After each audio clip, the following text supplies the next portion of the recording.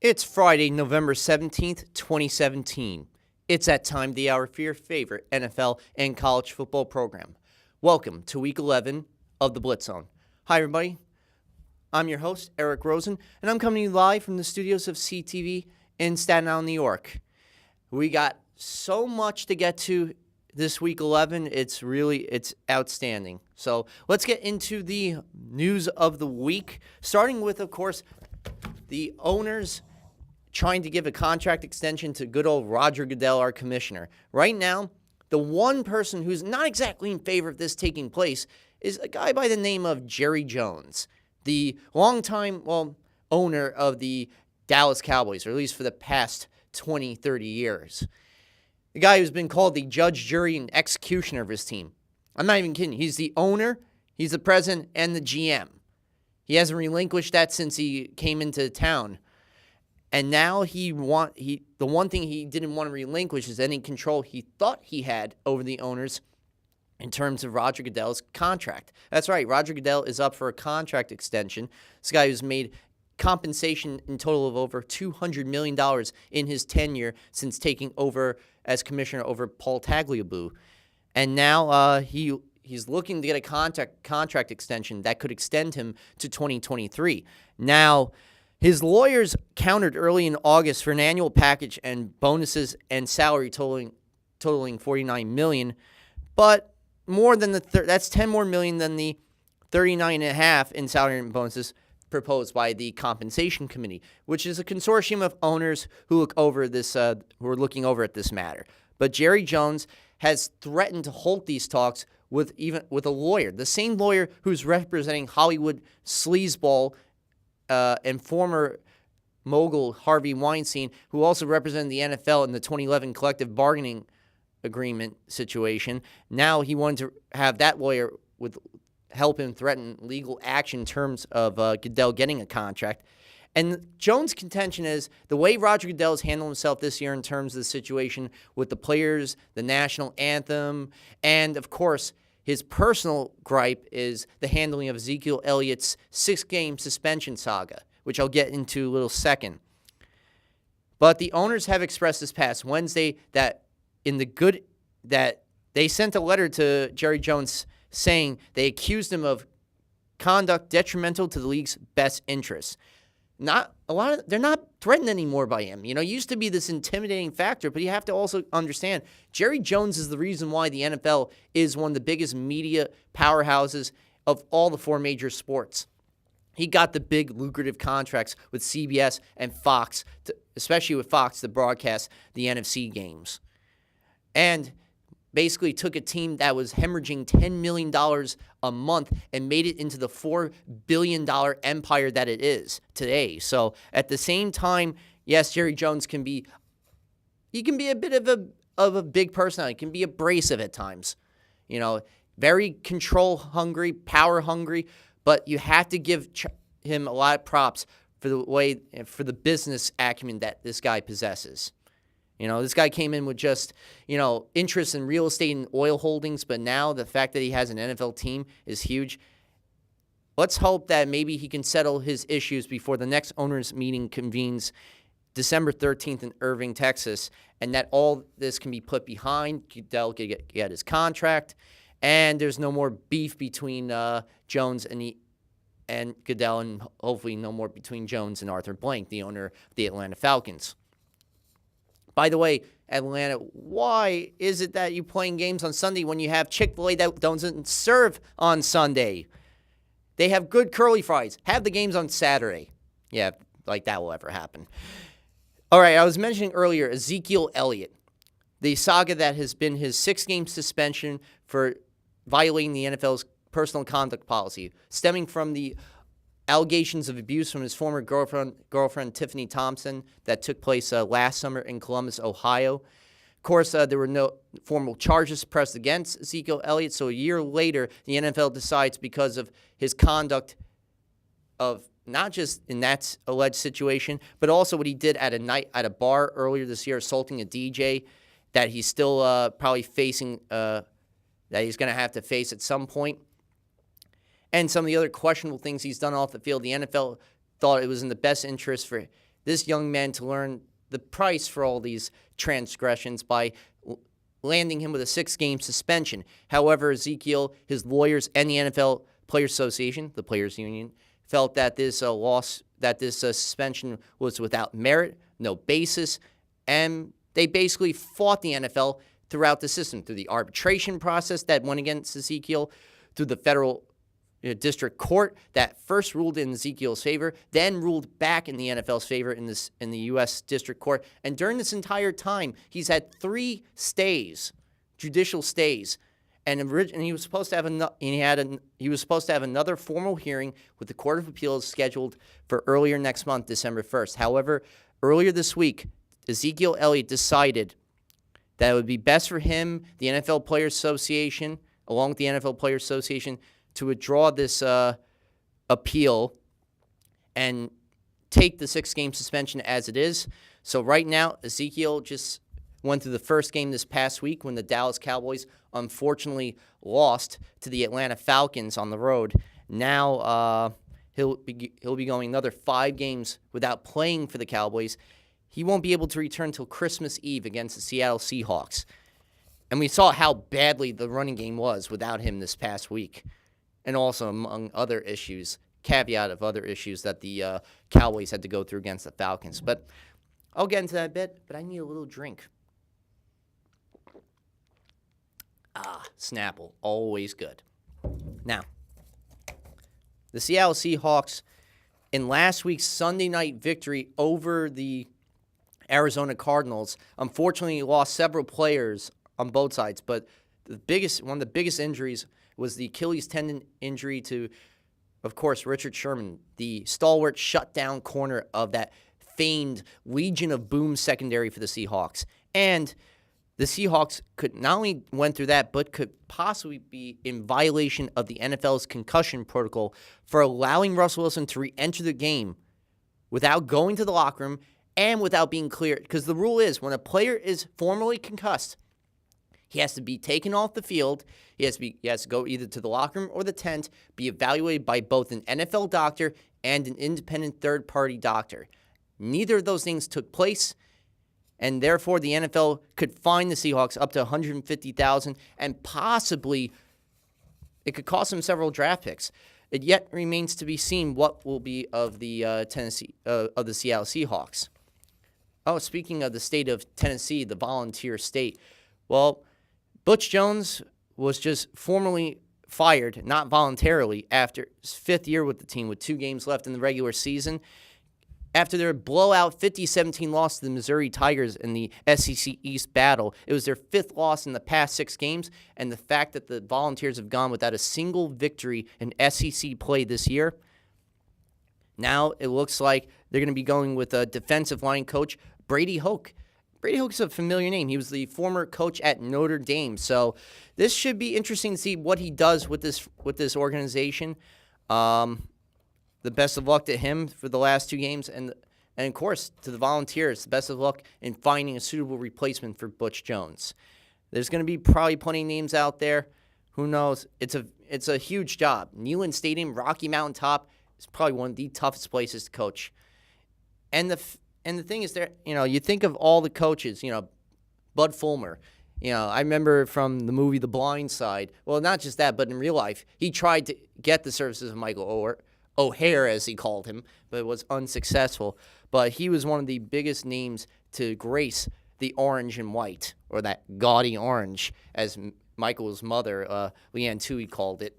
But good luck to whoever they get to replace Butch Jones with the Volunteers. Now, in another situation right here, Vontae Davis, the former cornerback for the Indianapolis Colts, who had to unfortunately go through undergo groin surgery, now is drawing and unceremoniously released by his team, is now drawing interest from several unnamed teams who could be playoff bound. So, if I'm thinking of a team that's possibly playoff bound that could use his services, I would say, possibly the Buffalo Bills need some help in that secondary, if anything.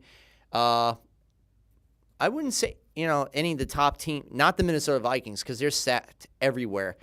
And right now, possibly the Pittsburgh Steelers depending on how long Joe Hayden's injury is with that cornerback. But there are going to be several teams. He's going to go. He was released on this past Thursday. He had a second medical opinion. He's going to decide to have the surgery. Who knows how long the recovery time will be? But good luck to you, Vontae. I'm finding another team. Now, Roy Miller of the nose tackle for the Kansas City Chiefs. As you know, the Chiefs were on the bye this past week. And Roy Miller, a former Jacksonville Jaguar, since coming to the league in 2008. 2009, third-round draft pick for 2009 with the Tampa Bay Buccaneers, but then played the last 4 years with the Jacksonville Jaguars, was released by them on March 12th. He signed with Casey this past August 2nd. He's had 6 tackles and 1 pass breakup in 7 games. Now was formally arrested for domestic battery charges with his wife, with abusing his wife at their home in Nicole Miller, at their home in Jacksonville, Florida, according to the Jacksonville Sheriff's Office report on this past Saturday morning. So, allegedly, they had an argument that escalated. They returned from home from a date that they had that night. They had a physical confrontation. Nicole Miller told the police in a formal report that she was grabbed by the hair, pushed around, her phone thrown into the toilet to prevent her from retrieving it. She was able to recover the phone, called police, and Miller barricaded himself in the bedroom.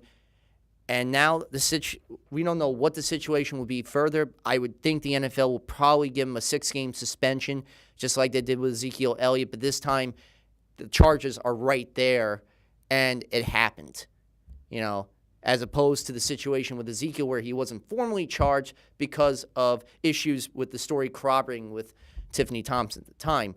But the fact of the matter is, the NFL has a serious problem with this, with domestic abuse. When you look at the issue with Ray Rice that actually brought about the change in the way these suspensions are handed. Originally, it was a 3-game suspension with Ray Rice. Then they made it into a 6-game afterwards with any future suspensions in terms of domestic abuse. But these players, I honestly should be suspended for the year, not even given 6 games for a second time. For 1 year, they should not even be able to play. In fact, they need to be basically stripped of their playing time at all with a team, going through anger management programs or sent to prison and to be rehabilitated. We cannot have any more of these players, thinking, it's 6 games, all right, and that's it. And then they can go, well, that's a little accusatory right there to say that they'll do it again. Maybe they'll see the light, but you know what? Honestly, they will see the light if they get anger management help, psychiatric therapy help, or if they go to jail for doing something so heinous and so disgusting as putting your hands on your wife, your girlfriend. This is not right. It is wrong. It's immoral, and I hope that all the players playing now and the ones who want to play in the league realize that this is not okay at all. Point blank and simple. It's disgusting. I can't even, because if I talk more on this, it's going to make my blood boil, because I don't like to see any person abused or hurt like that. Just not right. All right. Well, folks, we got so many things to get into. We got so much news to talk about. And let's get into the week. That was Week 10 in the National Football League, starting with the Cleveland Browns visiting the Detroit Lions. As you know, the Browns are the now remaining winless team. And I'll get into why that's the case in a little bit. But the Browns now at 0-9 on the season due to the fact that they had a 10-point lead against the Lions in the Motor City. They were able to cause the Lions to have -5 in their first 2 drives. Then Deshaun Kaiser had a 1-yard sneak pass with about 6:01 to go in the third quarter, making it 24-17 Browns. But in typical Browns fashion, they find a way to blow the game as they normally do. And here's how it took place. Stafford throws an 8-yard pass to Theo Riddick, the running back / wide receiver at the backfield, to tie the game at 24-all. Then the go-ahead touchdown to Eric Ebron, and then the 40-yard screen pass to Golden Tate, making it 38-24, 4:36 to go.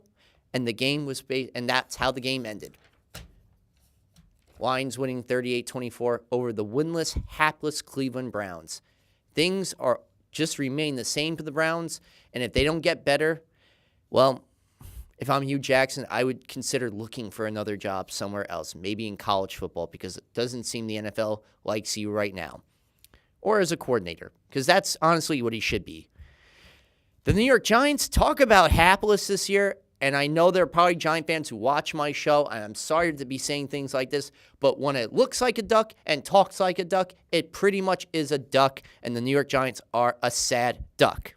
They lost 31-21 to the San Francisco 49ers, a team that was winless. This was a game that had a combined record of 1-16, a game that hasn't been seen like this in over 30 years. And yet, the 49ers were able to break out of their funk. Kyle Shanahan, the new coach, and John Lynch, the new GM, were able to finally celebrate with their first victory with the gold. Unbelievable. C.J. Beathard's game, 76% completion percentage, 12 yards shy of 300 yards, 2 touchdowns, including a big 40-yard pass, 47-yard to Garrett Chelik, tight end, whose brother is, of course, Brent Chelik of the Philadelphia Eagles, and a 3-yard pass to Marquise Goodwin, all in the second quarter. And the defense were able to sack Eli Manning 3 times. Yes, the Giants got 21 points, all garbage time, but 31-21 being the result for the 49ers over the Giants. It looks like the Giants pretty much gave up on their coach, McAdoo, and they haven't fired a coach in midseason since 76. It doesn't look like it's going to take place anytime soon. At least the Giants will get the number 2 or 3 pick in the draft next year. Who knows what that will yield? Quarterback, maybe Saquon Barkley, the running back out of Penn State. Who knows? Now the Steelers visiting the Colts. Steelers are down 17-3 at one point in the game after 2 60-plus yard touchdown passes from Jacoby Brissett. One of them, my favorite, the 61-yard to Chester Rogers in the third quarter. Then comes charging the Steelers. First, a 7-yard pass to the rookie Juju Smith-Schuster from Ben Roethlisberger. The ensuing 2-point conversion is not completed, so it's 17-9.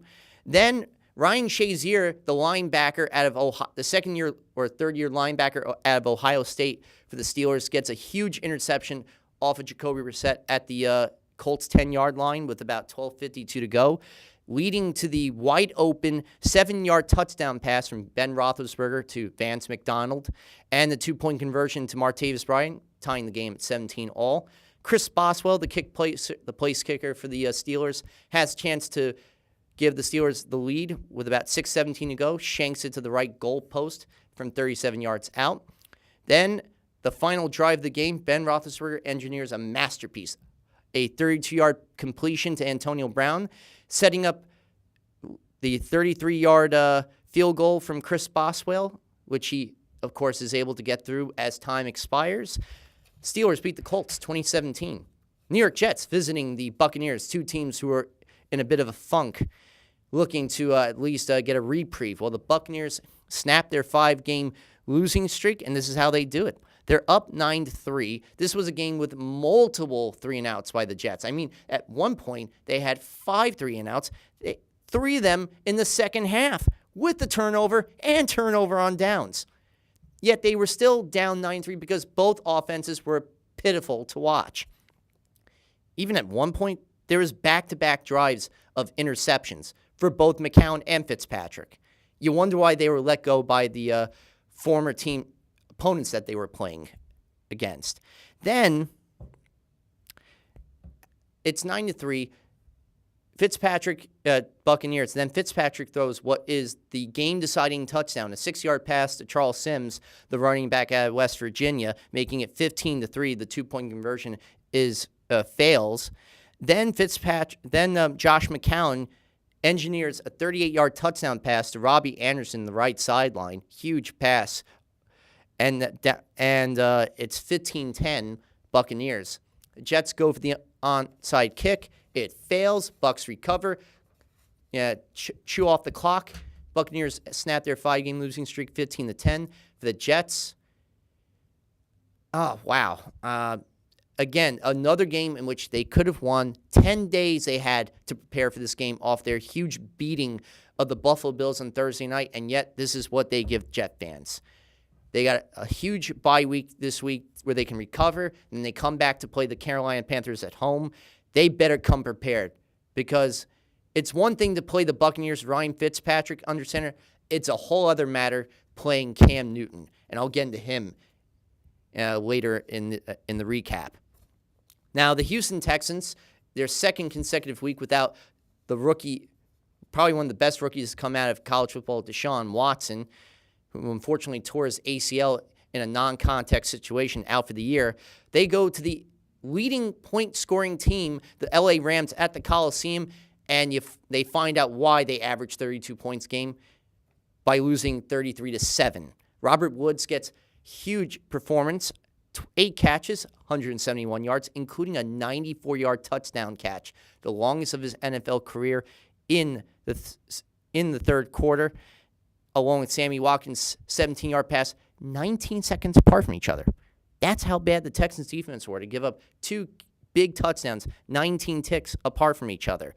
And on top of all that, giving up 166 total yards to Todd Gurley. Tom Savage is not the answer to the starting quarterback situation in Houston. I think they might have to go TJ Yates this week, if anything. Otherwise, just continue to lose and have Tom Savage do your bidding. As for the LA Rams, you got to love the remake this team has had in the second year they've been in LA and with their new head coach, Sean McVay. Yes, he's the youngest coach in modern NFL history, but he has a way to connect with these players. The revamp of the offensive line, the addition of these receivers like Robert Woods, who's had 3 touchdowns in the last 2 weeks, along with Sammy Watkins, who gives him that vertical deep threat. And you got Tavon Austin, who you can put in any situation, and Todd Gurley, the same thing in almost every situation except returning the football. And a defense that went from a base 4-3 to a 3-4, much more physical with Aaron Donald, who leads the team with 5 sacks. The direction this team is going, and of course Wade Phillips at the helm as defense coordinator, things are going in the right direction for the Rams. Now the Packers finally get a win in the Brett Hundley era over the Chicago Bears. I got to have another Snapple break because, when you talk so much, you get a bit of dry mouth, so here I go.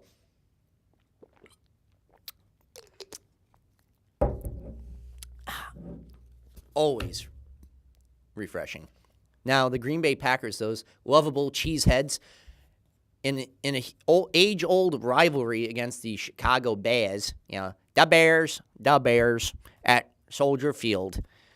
You got to have a Chicago dog, a super dog. If you're ever in Chicago with all the fixins and a deep dish pizza,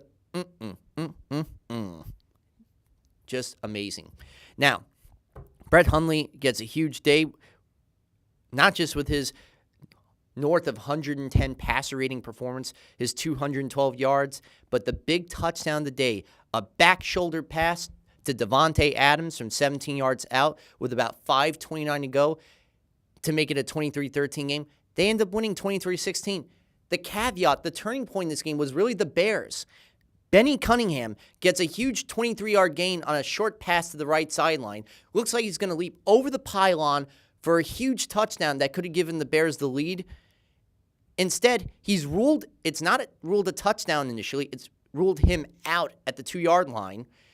John Fox decides to challenge the call by the referees, and it shows the ball was bounced out of his hands out of bounds, which by rule, when the ball bounces out of bounds in the end zone, therefore it's a touchback and a turnover, which gives the ball back to the opposing team, which Green Bay got. So this really was the turning point that hurt the Bears.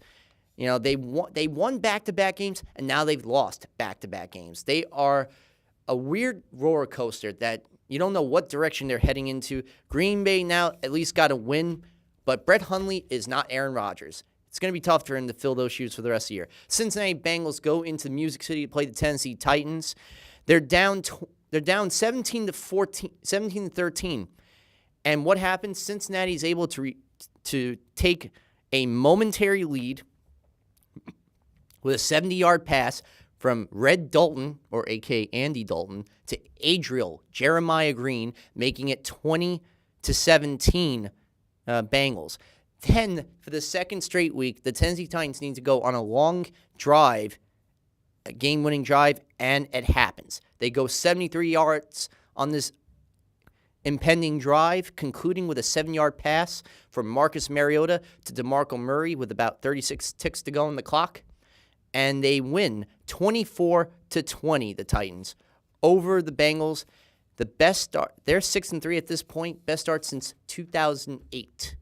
As for the Bengals, they are in a fight for survival. Who knows if Marvin Lewis, the second longest active coach behind Bill Belichick, will survive yet another year of disappointment.